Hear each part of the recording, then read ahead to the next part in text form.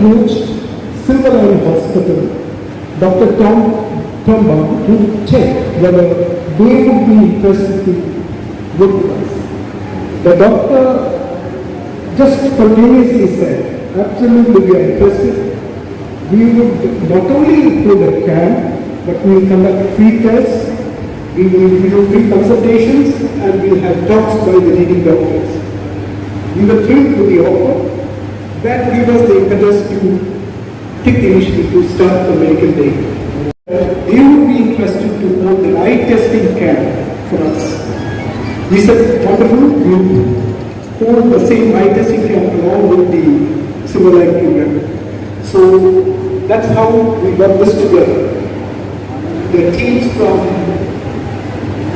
Kripa, our own team, the team from YMCA, Silverline, ഇന്നത്തെ നമ്മുടെ പ്രസിഡന്റായിട്ട് നമുക്ക് കിട്ടിയിരിക്കുന്നത് YMCAയുടെ എറണാകുളം ഏരിയയുടെ മിസ്റ്റർ ഷോൺ ജെഫ് സ്റ്റഫൻ. അദ്ദേഹത്തെ ഞാൻ ഈ ഏരിയയിലേക്ക് സ്വാഗതം ചെയ്തിട്ടുണ്ട്. പിന്നീട് ഡോക്ടർ ടോം ബാബു, അദ്ദേഹം ഡയറക്ടർ സിൽവർ ലൈനിൻ്റെ ഓൾ ഇൻ ഓളാണ്. അദ്ദേഹത്തെ ഞങ്ങൾ ചെന്ന് കണ്ടു കഴിഞ്ഞപ്പോൾ വളരെ സന്തോഷത്തോടുകൂടി വളരെ സഹകരണ മനോഭാവത്തോടുകൂടി തന്നെയാണ് അദ്ദേഹം സ്വീകരിച്ചതും കാര്യങ്ങൾക്ക് സഹകരിക്കാമെന്ന് ഉറപ്പ് നൽകുകയും അദ്ദേഹത്തെ ഈ വേദിയിലേക്ക് സ്വാഗതം ചെയ്തുകൊള്ളുന്നു. ഡോക്ടർ സുരേഷ് കുമാർ, നീത പ്രദീപ് ന്യൂട്രീഷ്യനിസ്റ്റാണ്, chairperson YMCA South Branch and his team of officials ആണ്. അഡ്വക്കേറ്റ് സേവ്യറിനെ കുറിച്ച് വിളിച്ചോടുന്നു ഇതുവരെ കിട്ടിയിട്ടുണ്ട്. ഞങ്ങൾ പല mister Santhosh Thomas, treasurer Mathan Varghese YMCAയുടെ ജനറൽ സെക്രട്ടറി ആൻഡ്രൂസ് ആണ്, പാർട്ടിസിപ്പൻസ് ഓഫ് YMCAയുടെ പാർട്ടിസിപ്പൻസ് ആയിട്ട് ഈ പരിപാടിയിൽ പങ്കെടുക്കാമെന്ന് എല്ലാവരെയും സ്വാഗതം ചെയ്യുന്നു. പിന്നെ കുറുവായുടെ ഞങ്ങളുടെ സ്വന്തം മെമ്പേഴ്സും ഫാമിലി മെമ്പേഴ്സിനെയും ഈ വേദിയിലേക്ക് സസന്തോഷം സ്വാഗതം ചെയ്യുന്നു. South Branch, Advocate K. Xavier, Mr. Santosh Thomas Kanada, Board Member and Executive Committee Chairman of Ernakulam YMCA, Mr. Martin Varghese, Treasurer, Ernakulam YMCA, Mr. Advocate C.D. Morgan, President Association, Mr. Dr. Undareto, Silverline എന്നൊരു പേര് synonym to academics and synonym. അപ്പോൾ ഈ ഒരു right organisation, ഒരു right ടീമിനെ participate ചെയ്യാൻ പറ്റിയ ഒരു കാര്യമാണ്. ഡോക്ടർ അറിയുകയാണ്. ഇനി ആരൊക്കെ വിട്ടുപോയിട്ടുണ്ട് തീർച്ചയായിട്ടും അതൊരു ദിവസമാണ്. Dr. Suresh, consultant neurology, professor of neurology, and Dr. Neeta, who's our head nutritionist. ഞങ്ങൾ 15-20 മിനിറ്റ് വെച്ചിട്ട് we try and shorten it also if possible, because ഇപ്പോൾ നമ്മൾ ഇത്തിരി ലേറ്റ് ആയിട്ടാണ് സ്റ്റാർട്ട് ചെയ്തത്. അപ്പോൾ നമ്മൾ മനസ്സിലാക്കേണ്ടത് ഞാനൊരു ഡിസ്പ്ലേ പിക്ചർ എന്തെങ്കിലും പറയുന്ന ഒരു എക്സാമ്പിൾ, എൻ്റെ ഒരു പണിയുടെ ഒരു ഡിസ്പ്ലേ പിക്ചറിൽ വളരെ മീനിങ്ഫുൾ ആയിട്ടുള്ള ഒരു water 100 meters to the left. അപ്പൊ ഈ മനുഷ്യന് H2O വാട്ടറാണെന്ന് ഇയാൾക്കറിയില്ല.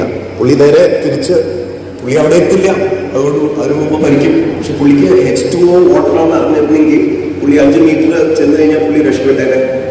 So I believe that knowledge is everything. Educated. So what you need is knowledge to differentiate H2O വാട്ടറാണ് മനസ്സിലാക്കാനുള്ള ഇതാണ് ഞങ്ങളുടെ ഡോക്ടർമാർ ഞങ്ങൾക്ക് വേണ്ടി ഈ ടൈം ഞങ്ങൾ സ്പെൻഡ് ചെയ്യുന്നത് തന്നെ അതിനു വേണ്ടിയാണ്.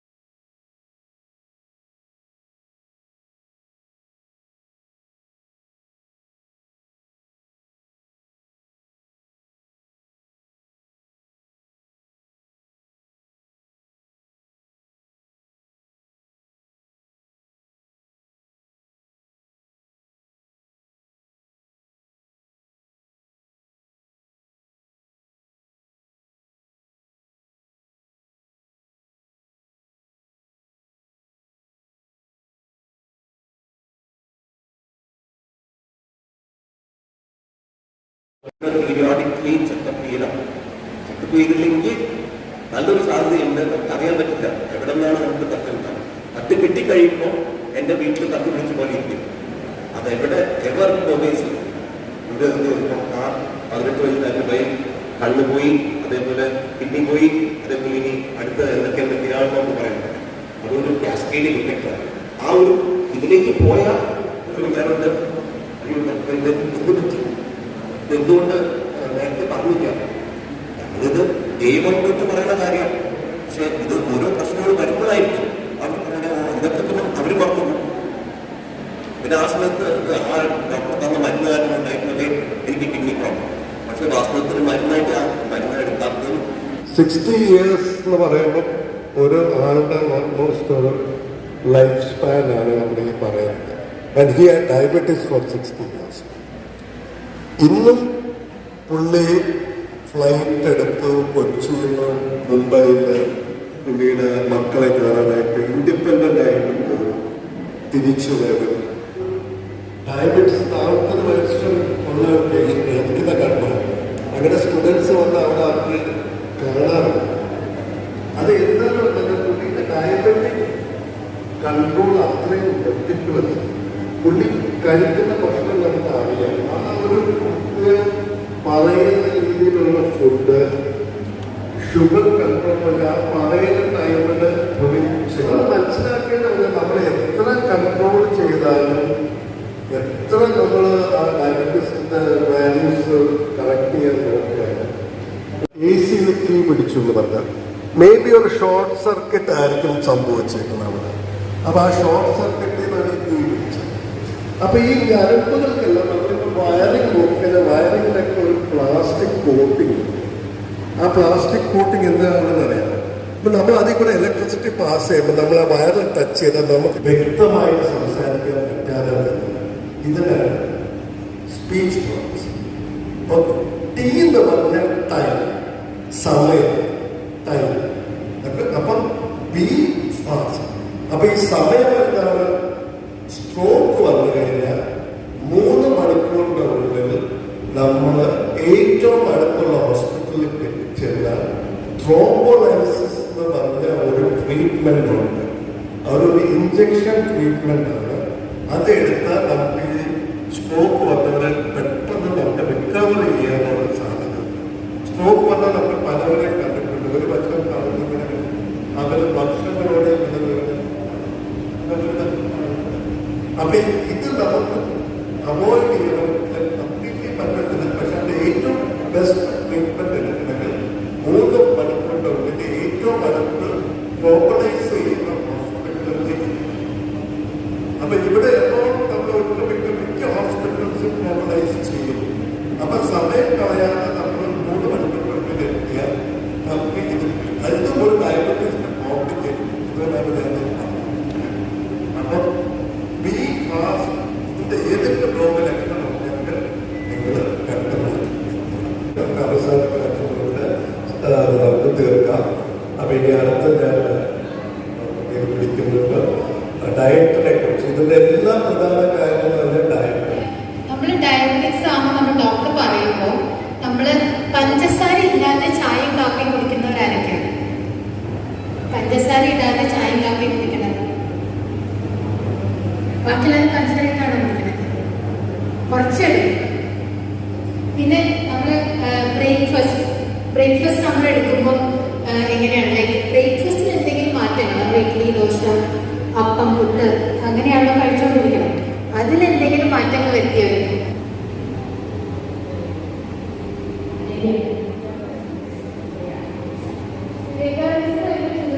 കൂടുതൽ. അപ്പൊ രാത്രി ചോറ് കഴിക്കാതിരിക്കുക. രാത്രി ഒന്നെങ്കിൽ ചപ്പാത്തി കഴിക്കാം. പക്ഷെ മാറ്റിന് ചപ്പാത്തി കഴിച്ചിട്ട് ഒരു കാര്യമില്ല. മാറ്റിന് ചപ്പാത്തി ഒന്നും വേണ്ടിയിരിക്കും. അതിൽ മില്ലറ്റ്സ് രാത്രി കഴിക്കും. രാവിലെ തന്നെ ഉണ്ടാക്കിയാൽ രാവിലത്തെ ഫുഡ് തന്നെ സ്റ്റോക്ക് ചെയ്ത് വെച്ചിട്ട് ജസ്റ്റ് മിനിമം കുക്കിംഗ്. ഓവറായിട്ട് കുക്ക് ചെയ്യുന്ന പറയുന്നത്. ഓട്സ് ഓവറായിട്ട് കുക്ക് ചെയ്യാതെ മിനിമം കുക്കിങ്ങിൽ കഞ്ഞി പോലെ കഴിക്കാൻ എപ്പോഴും നല്ലത്. അല്ലെങ്കിൽ വെള്ളത്തിൽ കുക്ക് ചെയ്ത് ആ വെള്ളം കളഞ്ഞിട്ട് പാലൊഴിച്ച് കഴിക്കാം. നുറുക്ക് കഴിക്കാം. നുറുക്ക് കഞ്ഞി പോലെ കഴിക്കാം. പക്ഷെ കഞ്ഞിനേക്കാളും നല്ലത് മില്ലറ്റ്സ് രാത്രി ഇൻക്ലൂഡ് ചെയ്യാം. 11 മണിയൊക്കെ ആകുമ്പോൾ എന്തെങ്കിലും ഒരു പഴം കഴിക്കാം. പേരയ്ക്ക ഇപ്പോഴത്തെ വലിയ പേരയ്ക്കാണെങ്കിൽ ഹാഫ് കഴിക്കും. അപ്പം ആപ്പിൾ, ഓറഞ്ച് കഴിക്കാം, ഒരു ഓറഞ്ച് കഴിക്കാം. പപ്പായ, പേരയ്ക്ക, റോബസ്റ്റയാണ് കഴിക്കും. കഴിക്കാൻ പാടില്ലാത്തതാണ് അത് തീരെ ഭയങ്കര ഫുള്ളായിട്ട് ഒഴിവാക്കണമെന്നല്ല, പക്ഷേ ഒരു കൂട്ടണ ഫ്രൂട്ട്സാണ് പൈനാപ്പിൾ, മുന്തിരി, മാംഗോസ്, പിന്നെ അത് ജാക്ക് ഫ്രൂട്ട്. ഇത് സീസണലി കുറച്ച് കഴിക്കാം, സീസണിൻ്റെ സമയത്ത് നമ്മൾ കഴിച്ചാൽ അത് ഷുഗർ കൂട്ടി. പിന്നെ എല്ലാ ഡ്രൈ ഫ്രൂട്ട്സും കൂട്ടും, ഈന്തപ്പഴം, ഉണക്കമുന്തിരി, അതെല്ലാം ഷുഗർ കൂട്ടുന്ന ഫ്രൂട്ട്സാണ്. അപ്പം അങ്ങനെയാണ് ജനറൽ തിങ്സ്. പിന്നെ ഓരോ ഭക്ഷണം കഴിഞ്ഞിട്ട് ഒരു ഹാഫ് ആൻ അവർ 10-15 മിനിറ്റ് നാരങ്ങളും ഹെൽപ്പ് ചെയ്യണം. ഒരു വെള്ളം നാരങ്ങളും കഴിക്കുക. ഉച്ചയ്ക്ക് ചോറ് കഴിക്കാം, പക്ഷെ കുത്തിരിയാണ് നല്ലത്. രാത്രി ചോറ് അരി അങ്ങനെ കഴിക്കാതെ മില്ലറ്റ്സോ ഓട്സോ ചേർക്കാം.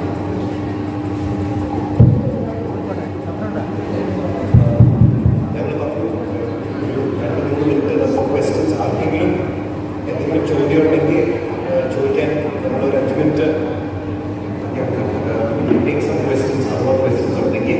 But while you're thinking of your questions, any questions ഇല്ലെങ്കിൽ we can move on to the consultation. Yeah. ബഹുമാനനായ doctor Tom Babu sir, doctor Suresh Kumar, Shrimati doctor Neetha പ്രദീപും വിശദമായി ഇവിടെ ക്ലാസ്സുകൾ എടുത്തു കഴിഞ്ഞിരിക്കുകയാണ്. ഡോക്ടർ അതിന് സൂചിപ്പിച്ചു, സാധാരണ എല്ലാവരും മെഡിക്കൽ ക്യാമ്പാണ് നടത്തുന്നത്. മെഡിക്കൽ ക്യാമ്പ് എന്ന് പറഞ്ഞാൽ ചെക്കപ്പ് നടത്തുന്നു, കൺസൾട്ടേഷൻ നടത്തുന്നു, മരുന്ന് കുടിക്കുന്നു, പോകുന്നു. പക്ഷെ അതിന് വിപരീതമായി ഇവിടെ നമ്മളിവിടെ ചെയ്തത് ഈ ഡോക്ടറാണ് ഏറ്റവും നമുക്ക് ഉപയോഗപ്രദമായ ഒരു സംഗതി എന്ന് പറയുന്നത്. കൺസൾട്ടേഷനൊക്കെ വഴി ഈ ഡോക്ടർ വളരെ ഉപകാരമാണ്. ഞാൻ ഡോക്ടർമാരുടെ പറഞ്ഞ എല്ലാ ലക്ഷണങ്ങളും രോഗികളല്ലേ, എല്ലാ ലക്ഷണങ്ങളും കാലം ആരോഗ്യ ചോദ്യം എല്ലാം ഉണ്ട്. അപ്പൊ എന്ത് കഴിക്കണം, ഈ അസുഖം വന്നാൽ എന്തൊക്കെ കഴിക്കാൻ പാടില്ല, ഇതെങ്ങനെയൊക്കെ കഴിക്കണം, ഇതൊക്കെ വളരെ വ്യക്തമായി ഈ ടോക്കിലൂടെ 3 ഡോക്ടർമാർ കൃത്യമായിട്ട് പറഞ്ഞു. അപ്പോൾ അതാണ് നമ്മുടെ ഈ മെഡിക്കൽ ക്യാമ്പിന്റെ ഏറ്റവും വലിയ വിജയം. ഈ ക്യാമ്പ് 4 സംഘടനകൾ സംയുക്തമായി നടത്തുകയാണ്. ഇത് ആരാണ് ഇതിലെന്നുള്ളതല്ല പ്രശ്നം. ഇതിന്റെ മുഴുവൻ ഉത്തരവാദിത്വവും ഇതിന്റെ മുഴുവൻ ക്രെഡിറ്റും ഇപ്പോൾ ഈ ക്യാമ്പിന് മുഴുവൻ ക്രെഡിറ്റ് പോകുന്നത് നമ്മുടെ റെസിഡൻസ് അസോസിയേഷൻ തന്നെയാണ്. ഇവരാണ് അതിൻ്റെ ആദ്യം മുതലുള്ള നടപടിക്രമങ്ങൾ ആരംഭിച്ചതും സിൽവർ ലൈൻ ഹോസ്പിറ്റലിലെ ബന്ധപ്പെട്ട അധികാരികളുമായി സംസാരിച്ചതും അങ്ങനെ എല്ലാം കൃത്യമായി തീരുമാനിച്ചതവരാണ്. അപ്പോൾ അവർ തുടങ്ങി വെച്ചു. ഞങ്ങൾ ഈ ഹാളും അതിനുള്ള അനുബന്ധ സൗകര്യങ്ങളൊക്കെ ചെയ്തു കൊടുത്തു. അതുപോലെ തന്നെ നമ്മുടെ കണ്ണ് ടെസ്റ്റ് നടത്തണമെന്ന് പറഞ്ഞു. അപ്പോൾ അതിനുള്ള സൗകര്യങ്ങൾ റെസിഡൻസ് അസോസിയേഷൻകാർ തന്നെ അതിലേറ്റവും എടുത്തു പറയേണ്ട ആളുകൾ. ഞാൻ നമ്മുടെ ബഹുമാനപ്പെട്ട അസോസിയേഷൻ്റെ പ്രസിഡന്റിനോട് സംസാരിച്ചു. അപ്പോൾ നിങ്ങൾ വളരെ വലിയ കാര്യമാണ് ചെയ്യുന്നത്. ഞാനൊരു അസോസിയേഷൻ്റെ ഭാരവാഹിയായിരുന്നു. ഒരു അസോസിയേഷൻ കൊണ്ടു നടക്കുന്നതിനും അതിൻ്റെ പ്രവർത്തനങ്ങൾ ക്രമീകരിച്ചു പോകുന്നതിനൊക്കെ എന്ത് ബുദ്ധിമുട്ടുണ്ടെന്ന് എനിക്കറിയാം. അപ്പോൾ അതുപോലെ ഇത്രയും ഭംഗിയായി ഈ ഞായറാഴ്ച അവധി കിട്ടുന്ന ദിവസം ഇത്രയും ആളുകളെയൊക്കെ സംഘടിപ്പിച്ച് ഇത് നടത്തുന്നുള്ള ബുദ്ധിമുട്ട് വളരെ അറിയാവുന്ന ആളാണ്.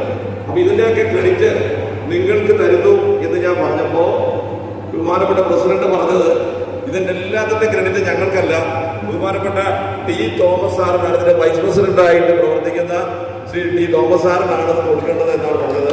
അപ്പോൾ എല്ലാവരും പേര് ഞാൻ ആദ്യമായി ഈ ക്യാമ്പ് ഈ മെഡിക്കൽ ക്യാമ്പ് നമുക്ക് വിജയിച്ചിട്ടുണ്ടെങ്കിൽ അതിൻ്റെ മുഴുവൻ ക്രെഡിറ്റും നമ്മുടെ അസോസിയേഷനും അതിൽ തന്നെ നമ്മുടെ തോമസ് സാറിന് ഞാൻ കൊടുക്കുകയാണ്. എല്ലാവരുടെയും ഒക്കെ കൂടി ഞാൻ നന്ദി രേഖപ്പെടുത്തുകയാണ്. അതോടൊപ്പം തന്നെ നമ്മുടെ ഈ ഇതിൻ്റെ ഏറ്റവും സവിശേഷം നമുക്കറിയാം, ഈ ഡോക്ടർമാരുടെ വിലയേറിയ വാക്കുകളാണ് നമുക്ക് ഇന്നത്തെ ഏറ്റവും വലിയ നമ്മുടെ സമ്പാദ്യം എന്ന് പറയുന്നത്. ആ വിലയേറിയ വാക്കുകൾ ഞങ്ങൾക്ക് വേണ്ടി ഈ ഇത്രയും സമയമെടുത്ത് ഇവിടെ വന്ന് അവതരിപ്പിക്കുകയും വേണ്ട എല്ലാവിധ ഉപദേശങ്ങൾ നൽകുകയും ചെയ്ത ബഹുമാനപ്പെട്ട ഡോക്ടർ ശ്രീ ടോം ബാബു സാറിനും അതുപോലെ ഡോക്ടർ സുരേഷ് കുമാറിനും അതുപോലെ ശ്രീമതി ഗീത പ്രദീപിനും ഞാൻ YMCAയുടെ പേരിലും നമ്മുടെ റെസിഡൻസ് അസോസിയേഷന്റെ പേരിലും നന്ദി രേഖപ്പെടുത്തുകയാണ്. അതുപോലുണ്ട് ഇപ്പോൾ നമ്മുടെ YMCAയുടെ ഞങ്ങളുടെ ജനറൽ സെക്രട്ടറി ശ്രീ ആൻഡോ ജോസഫ്, അതോടൊപ്പം തന്നെ അദ്ദേഹത്തിനോടൊപ്പം നിന്ന് ഇതിനെല്ലാം സൗകര്യങ്ങൾ ചെയ്തു തരുന്നതിന് വേണ്ടി ബഹുമാനായ ഈ കടവന്ത്ര ബ്രാഞ്ചിന്റെ സെക്രട്ടറി ശ്രീ അബ്ദുല്ലാൽ, ഇവർക്ക് 2 പേർക്കും ഞാൻ എല്ലാവരുടെയും പേരിൽ ഞാൻ നന്ദി രേഖപ്പെടുത്തുകയാണ്. എല്ലാ ബോർഡ് മെമ്പർമാർക്കും ഞാൻ കടവന്ത്ര ബ്രാഞ്ചിന്റെ പേരിലും ഈ സംരംഭത്തിന്റെ പേരിലും നന്ദി അർപ്പിക്കുകയാണ്. ചുരുക്കുന്നു, ഒരിക്കൽ കൂടി ഈ ഞായറാഴ്ച ദിവസം ഇത്രയും സമയം ചെലവഴിച്ച് ഈ ക്യാമ്പ് വിജയിപ്പിക്കുന്നതിന് ഇവിടെ എത്തിച്ചേർന്നിട്ടുള്ള നമ്മുടെ റെസിഡൻസ് അസോസിയേഷന്റെ അംഗങ്ങൾക്ക് അതുപോലെ തന്നെ YMCAയുടെ അംഗങ്ങൾക്കും എല്ലാവർക്കും, എല്ലാ നാട്ടുകാർക്കും എല്ലാവിധ നന്ദിയും അർപ്പിക്കുന്നു. ഒപ്പം ഒരു കാര്യം കൂടി ഞാൻ ഉറപ്പു തരികയാണ്. കടവന്തര YMCA ഇരിക്കുന്നത് നമ്മുടെ ഈ റെസിഡൻസ് അസോസിയേഷൻ്റെ പ്രവർത്തന പരിധിയിൽ വരുന്ന പ്രദേശത്താണ്. ഭാവിയിലും ഈ ഇന്ദിരാനഗർ റെസിഡൻസ് അസോസിയേഷന് എന്തൊക്കെ സൗകര്യം ഞങ്ങളെ കൊണ്ട് ചെയ്യാൻ കഴിയുമോ അതെല്ലാം ഉറപ്പായിട്ടും ചെയ്തിരിക്കും എന്നൊരു വാക്കുകൂടി തന്നുകൊണ്ട് ഞാൻ നിർത്തുന്നു. നന്ദി, നമസ്കാരം.